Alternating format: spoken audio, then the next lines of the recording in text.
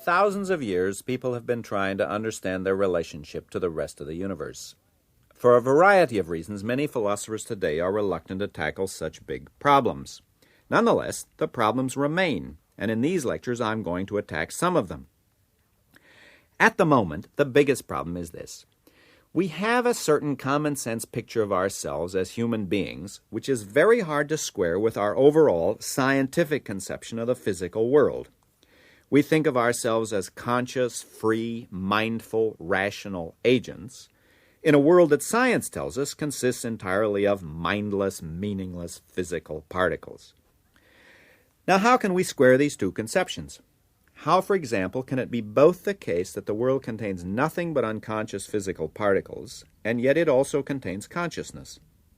How can a mechanical universe contain intentionalistic human beings that can represent the world to themselves? How can an essentially meaningless world contain meanings? Such problems also spill over into other more contemporary-sounding issues. How shall we interpret recent work in computer science and artificial intelligence, work aimed at making intelligent machines? Specifically, does the digital computer at last give us the right picture of the human mind? And why is it that the social sciences in general have not given us insights into ourselves comparable to those that the natural sciences have given us into the rest of nature? In this first lecture, I want to plunge right into what many philosophers think of as the hardest problem of all. What's the relation of our minds to the rest of the universe? This, I'm sure you'll recognize, is the traditional mind-body or mind-brain problem. In its contemporary version, it usually takes the form, how does the mind relate to the brain? I believe that the mind-body problem has a rather simple solution, one that's consistent both with what we know about neurophysiology and with our common sense conception of the nature of our mental states, pains, beliefs, desires, and so on. But before presenting that solution, I want to ask, why does the mind-body problem seem so intractable? Why do we still have in philosophy and psychology, after all these centuries, a mind-body problem in a way that we do not have, say, a digestion stomach problem? Why does the mind seem more mysterious to us than other biological phenomena? I'm convinced that part of the difficulty is that we persist in talking about a 20th century problem in an outmoded 17th century vocabulary. When I was an undergraduate, I remember being dissatisfied with the choices that were apparently available in the philosophy of mind. You could be either a monist or a dualist. If you were a monist, you could be either a materialist or an idealist. If a materialist, you could be either a behaviorist or a physicalist, and so on. One of my aims in what follows is to try to break out of these tired categories. But vocabulary apart, there is still a problem or family of problems. Since Descartes, the mind-body problem has taken the following form. How can we account for the relationships between two apparently completely different kinds of things? On the one hand, there are mental things, such as our thoughts and feelings, and we think of them as subjective, conscious, and immaterial. On the other hand, there are physical things, and we think of them as having mass as extended in space and as causally interacting with other physical things. Most attempted solutions to the mind-body problem wind up by denying the existence of, or in some way downgrading the status of, one or the other of these types of things. Given the successes of the physical sciences, it's not surprising that in our stage of intellectual development, the temptation is to downgrade the status of mental entities. Most of the recently fashionable materialist conceptions of the mind, such as behaviorism, functionalism, and physicalism, end up by denying, implicitly or explicitly, that there are any such things as minds as we ordinarily think of them. That is, they deny that we really do intrinsically have subjective, conscious mental states that are as real as anything else in the universe. Now, why do they do that? Why is it that so many theorists end up by denying the intrinsically mental character of mental phenomena? If we can answer that question, I believe that we will understand why the mind-body problem has seemed so intractable for so long. There are four features of mental phenomena which have made them seem impossible to fit into our scientific conception of the world as made up of material things. It is these four features that have made the mind-body problem really difficult. The first and most important of these features is consciousness. I at the moment of saying this, and you at the moment of hearing it, are both conscious. It's just a plain fact about the world that it contains such conscious mental states and events, but it's hard to see how mere physical systems could have consciousness. How could such a thing occur? How, for example, could this gray and white gook inside my skull be conscious? I think the existence of consciousness ought to seem amazing to us. Consciousness is the central fact of specifically human existence, because without it, all of the other specifically human aspects of our existence, such as language, love, humor, and so on, would be impossible. I believe it is, by the way, something of a scandal that contemporary discussions in philosophy and psychology have so little of interest to tell us about consciousness. The second intractable feature of the mind is what philosophers and psychologists call intentionality, the feature by which our mental states are directed at, or about, or refer to, or are of objects and states of affairs in the world other than themselves. Intentionality, by the way, doesn't just refer to intentions, but also to beliefs, desires, hopes, fears, love, hate, lust, disgust, shame, pride, irritation, amusement, and all of those mental states, whether conscious or unconscious, that refer to or are about the world apart from the mind.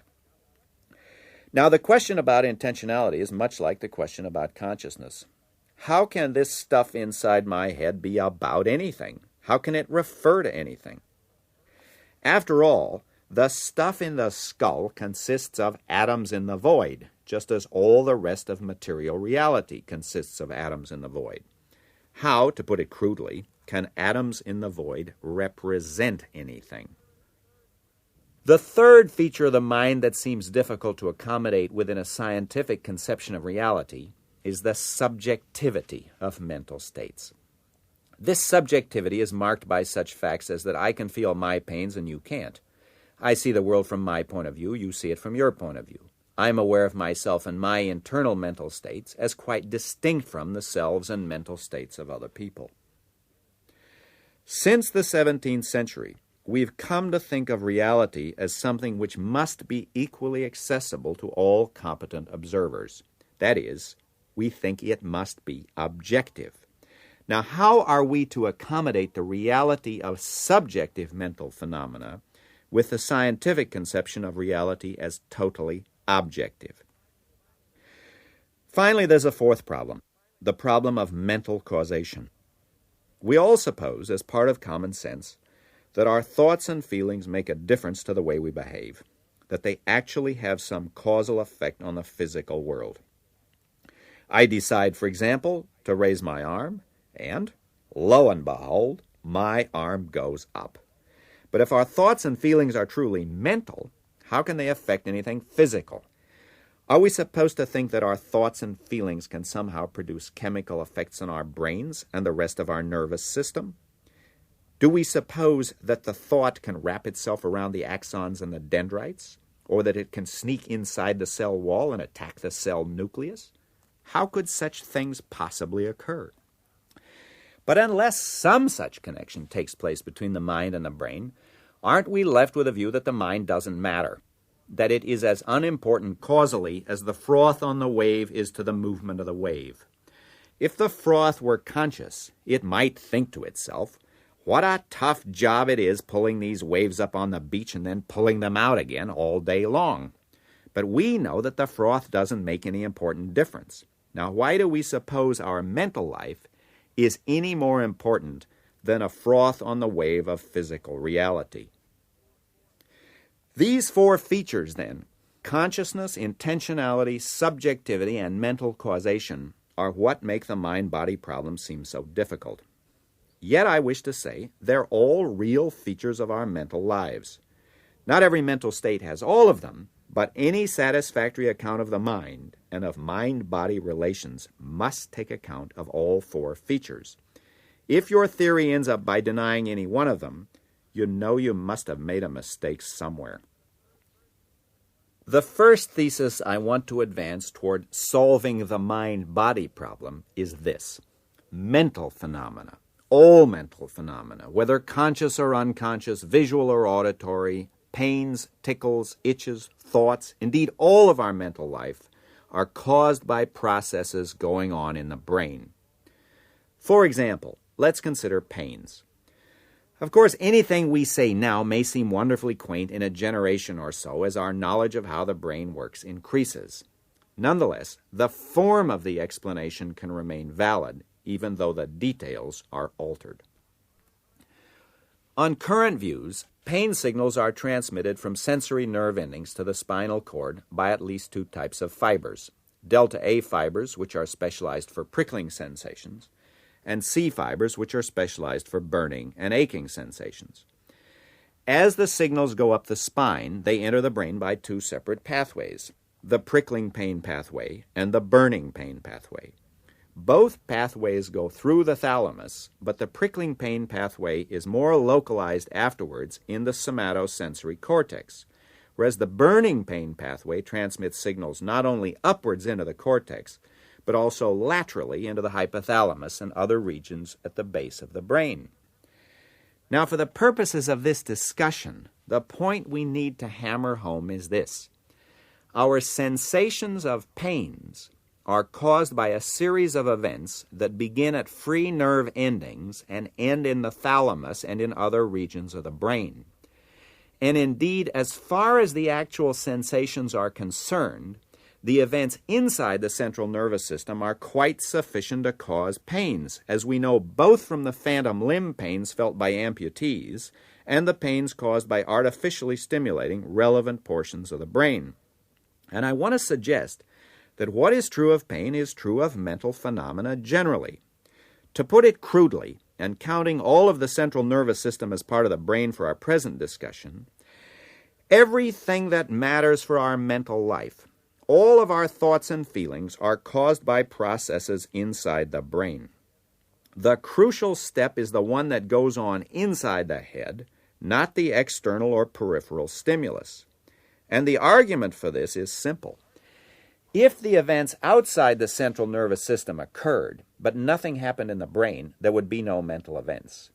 But if the right things happened in the brain, the mental events would occur, even if there was no outside stimulus. But if pains and other mental phenomena are caused by processes in the brain, one wants to know, well, what are pains? What are they really? In the case of pains, the obvious answer is that they are unpleasant sorts of sensations. But that answer leaves us unsatisfied because it doesn't tell us how pains fit into our overall conception of the world. Once again, I think the answer to the question is obvious, but it will take some spelling out. To our first claim, pains and other mental phenomena are caused by brain processes, we need to add a second claim. Pains and other mental phenomena are features of the brain and perhaps the rest of the central nervous system. Now, one of the primary aims of this lecture is to show how both of these propositions can be true together. How can it be both the case that brains cause minds, and yet minds just are features of brains? If mental and physical phenomena have cause and effect relationships, how can one be a feature of the other? Wouldn't that imply that the mind caused itself? The dreaded doctrine of causa sui. But at the bottom of our puzzlement is a misunderstanding of causation. It's tempting to think that whenever A causes B, there must be two discrete events, one identified as the cause, the other identified as the effect. That all causation functions in the same way as billiard balls hitting each other. This crude model of the causal relationships between the brain and the mind inclines us to accept some kind of dualism, that events in one material realm, the physical, cause events in another insubstantial realm, the mental. But that seems to me a mistake. And the way to remove the mistake is to get a more sophisticated concept of causation. To do this, I want to turn away from the relationships between mind and brain for a moment to observe some other sorts of causal relationships in nature. A common distinction in physics is between micro and macro properties of systems, the small and large scales. Consider, for example, the desk at which I'm now sitting or the glass of water in front of me. Each object is composed of microparticles. The microparticles have features at the level of molecules and atoms as well as at the deeper level of subatomic particles. But each object also has certain properties such as the solidity of the table, the liquidity of the water, and the transparency of the glass, which are surface or global properties of the physical systems. Many such surface or global properties can be causally explained by the behavior of elements at the micro level. For example, the solidity of the table in front of me is explained by the lattice structure occupied by the molecules of which the table is composed. Similarly, the liquidity of the water is explained by the nature of the interactions between the H2O molecules. Now, it seems to me that these rather banal examples provide a perfectly ordinary model for explaining the puzzling relationships between the mind and the brain. In the case of liquidity, solidity, and transparency, we have no difficulty at all in saying that the surface features are caused by the behavior of elements at the micro level. At the same time, we accept that the surface phenomena just are features of the systems in question. The clearest way I know of stating this point is to say that the surface feature is caused by the behavior of microelements and at the same time is realized in the system that's made up of the microelements. There is indeed a cause and effect relationship, but at the same time the surface features are just higher level features of the very system whose behavior at the micro level causes them. Now, in objecting to this, one might say that liquidity, solidity, and so on are really identical with features of the microstructure. So, for example, we might just define solidity as the lattice structure of the molecular arrangement. Well, this point seems to me correct, but not really an objection to the analysis that I'm proposing. It's a characteristic of the progress of science that an expression that's originally defined in terms of surface features, features accessible to the senses, is subsequently defined in terms of the microstructure that causes the surface features. Thus, to take the example of solidity, the table in front of me is solid in the ordinary sense that it's rigid, it resists pressure, it supports books, it's not easily penetrable by most other objects such as other tables, and so on. Such is the common sense notion of solidity. And in a scientific vein, one can then define solidity as whatever microstructure causes these gross observable features. One can then say either that solidity just is the lattice structure of the system of molecules, and that solidity so defined causes, for example, resistance to touch and pressure. Or one can say that solidity consists of such higher-level things as rigidity and resistance to touch and pressure, and is caused by the behavior of elements at the micro level. Now, if we apply these lessons to the study of the mind, it seems to me there's no difficulty in accounting for the relations of the mind to the brain in terms of the brain's functioning to cause mental states. Just as the liquidity of the water is caused by the behavior of elements at the micro level, and yet at the same time is a feature realized in the system of microelements, so in exactly that sense of caused by and realized in, mental phenomena are caused by processes going on in the brain at the neuronal or modular level, and they are realized in the very system that consists of neurons. And just as we need the micro-macro distinction for any physical system, for the same reasons, we need the micro-macro distinction for the brain. Though we can say of a system of particles that it's 10 degrees centigrade or solid or liquid, we can't say of any given particle that this particle is solid, this particle is liquid, this particle is 10 degrees centigrade. I can't reach into this glass, pull out a molecule, and say this one's wet. Now, in exactly the same way, as far as we know anything at all about it, though we can say of a particular brain, this brain is conscious, or this brain is experiencing thirst or pain, we cannot say of any particular neuron, this neuron is in pain, this neuron is experiencing thirst. To repeat this point, though there are enormous empirical mysteries about how the brain works in detail, there are no logical or philosophical or metaphysical obstacles to accounting for the relation between the mind and the brain in terms that are completely familiar to us from the rest of nature. Well, let's now return to the four problems that seem to face any attempt to solve the mind-brain problem. First, how is consciousness possible? The best way to show how something is possible is to show how it actually exists. We've already given a sketch of how pains are actually caused by neurophysiological processes going on in the thalamus and the sensory cortex. Why is it then that many people feel dissatisfied with this sort of an answer? I think that by pursuing an analogy with an earlier problem in the history of science, we can dispel this sense of puzzlement. For a long time, many biologists and philosophers thought it was impossible, in principle, to account for the existence of life on purely biological grounds. They thought that in addition to the biological processes, some other element must be necessary. Some élan vital must be postulated in order to lend life to what was otherwise just dead and inert matter. It's hard today to realize how intense the dispute was between vitalists and mechanists even a generation ago.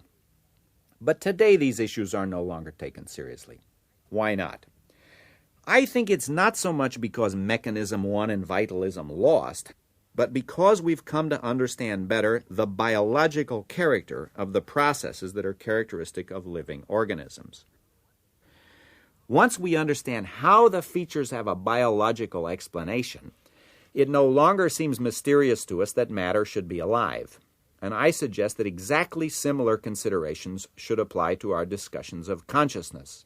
It should seem no more mysterious in principle that this hunk of matter, this gray and white oatmeal textured substance of the brain, should be conscious, than it seems to us mysterious that this other hunk of matter, this collection of nucleoprotein molecules stuck onto a calcium frame, should be alive. The way, in short, to dispel the mystery is to understand the processes. We don't yet fully understand the processes, but we do understand their general character. We understand that there are certain specific electrochemical activities going on among neurons or neuron modules and perhaps other features of the brain, and that these processes cause consciousness. Our second problem: how can atoms in the void have intentionality? How can they be about something? As with our first question, the best way to show how something is possible is to show how it actually exists. Consider thirst.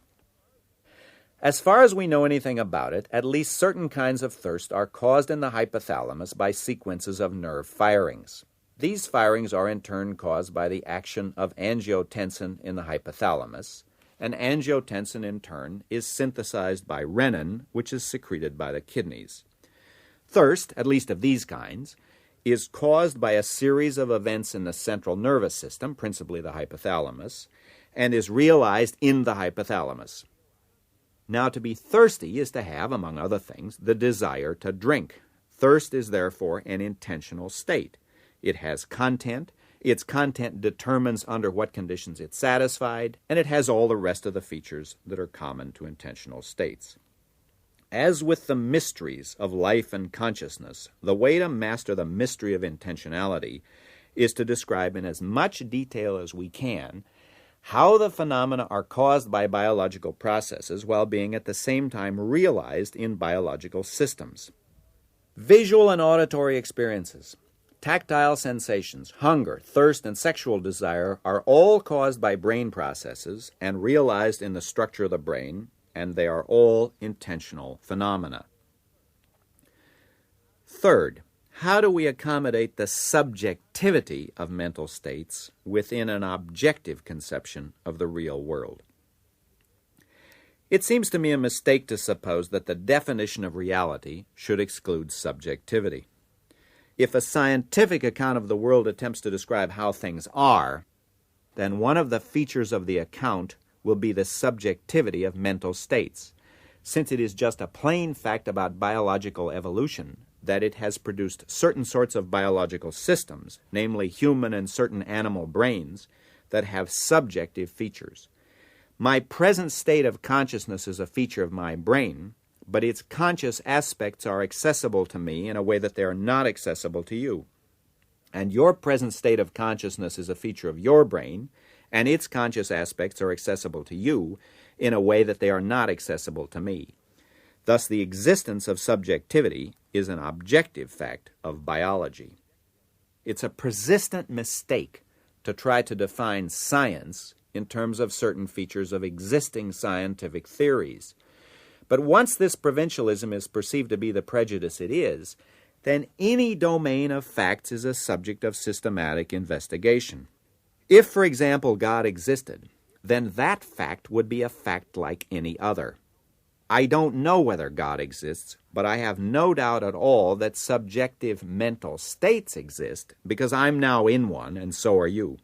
If the fact of subjectivity runs counter to a certain definition of the word science, then it's the definition and not the fact that we will have to abandon.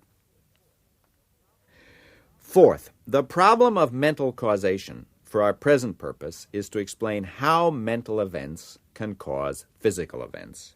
How, for example, could anything as weightless, as gaseous, as ethereal, as a thought give rise to an action? Well, the answer is that thoughts are not weightless, gaseous, and ethereal. When you have a thought, brain activity is actually going on. Brain activity causes bodily movements by physiological processes. Now, because the mental states are features of the brain, they have two levels of description, a higher level in mental terms and a lower level in physiological terms. The very same causal powers of the system can be described at either level. Once again, we can use an analogy from physics to illustrate these relationships. Consider hammering a nail with a hammer. Both hammer and nail have a certain kind of solidity. Hammers made of cotton wool or butter will be quite useless, and hammers made of water or steam are not hammers at all. Solidity is a real causal property of the hammer. But the solidity itself is caused by the behavior of particles at the micro level and is realized in the system of microelements.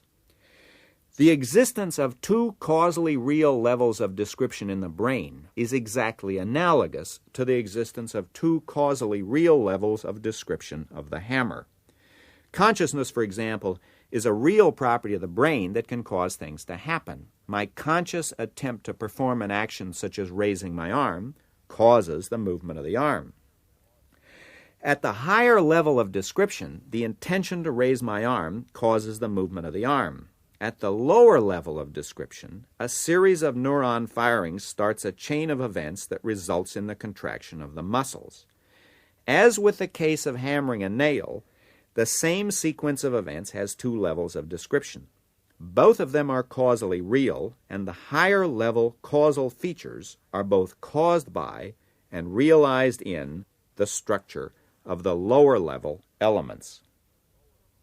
To summarize, on my view, the mind and the body interact, but they're not two different things, since mental phenomena are features of the brain. One way to characterize this solution to the mind-body problem is to see it as an assertion of both physicalism and mentalism. Suppose we define naive physicalism to be the view that all that exists in the world are physical particles with their properties and relations. The power of the physical model of reality is so great that it's hard to see how we can seriously challenge naive physicalism. And now let's define naive mentalism to be the view that mental phenomena really exist. There really are mental states. Some of them are conscious, many have intentionality, they all have subjectivity, and many of them function causally in determining physical events in the world. The thesis of this first Reith Lecture can now be stated quite simply. Naive mentalism and naive physicalism are perfectly consistent with each other. Indeed, as far as we know anything about how the world works, they're not only consistent, they're both true.